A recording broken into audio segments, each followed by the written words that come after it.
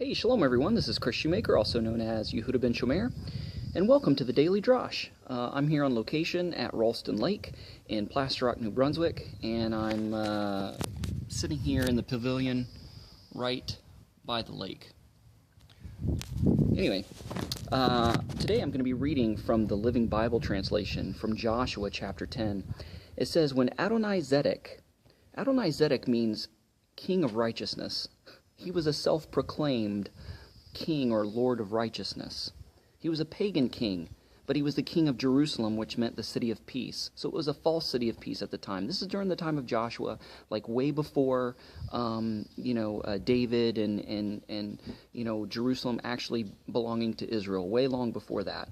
So when Adonai-Zedek, the king of Jerusalem, heard how Joshua had captured and destroyed Ai and killed its king, the same as he had done at Jericho, and how the people of Gibeon had made peace with Israel, and now were their allies, he was frightened. For Gibeon was a great city, as great as the royal cities, and much larger than Ai, and its men were known as hard fighters. So Adonai-Zedek of Jerusalem sent messengers to several other kings. And, there's this confederation of kings, and he's basically saying, come, let's join together and let's, destroy Gibeon for being traitors and turncoats and for siding with Joshua and the children of Israel. And so Gibeon, through deception, became allies with Israel because they didn't want to be wiped out and destroyed. So they pretended that they were from a far-off country and duped the children of Israel into believing that. And they made a treaty with them that they wouldn't kill them or destroy them. And when they found out that they actually lived close by and wasn't far away, they said, well, we made a treaty with you. We can't destroy you. So we're just going to make you become our servants, our wood choppers and water bearers. So these confederations of kings under Adonai-Zedek, king of Jerusalem, decided to go after Gibeon for siding with Joshua. And all of a sudden, Gibeon's under attack, and they're like, oh, Joshua, help your servants, help your servants. So it says in chapter 10, verse 8, God says to Joshua, do not be afraid of them, the Lord said to Joshua, for they are already defeated. Adonai-Zedek and this confederation of kings, they're already defeated. I have given them to you to destroy. Not a single one of them will be able to stand against you.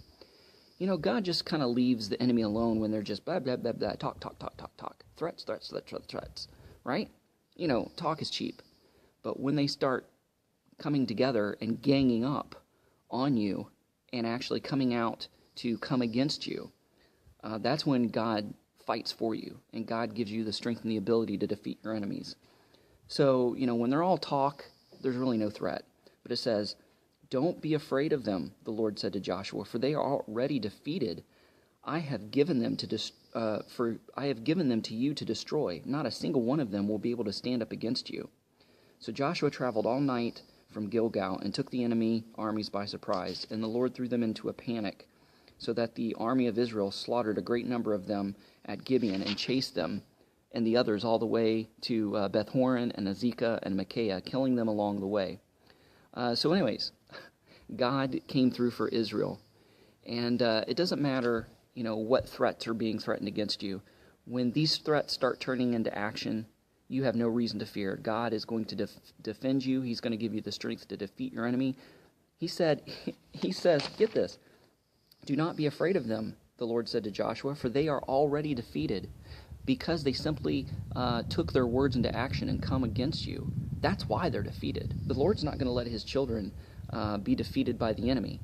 So he says they are already defeated because they're taking, implication that they're taking action against you, so they're already defeated. I have given them to you to destroy. Not a single one of them will be able to stand against you.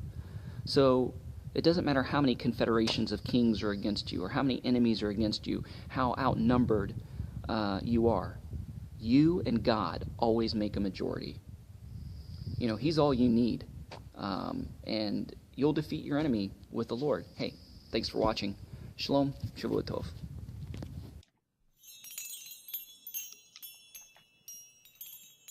Hey guys, do you want to know all the dirt on Chris Shoemaker, also known as Yehuda Ben Shomer?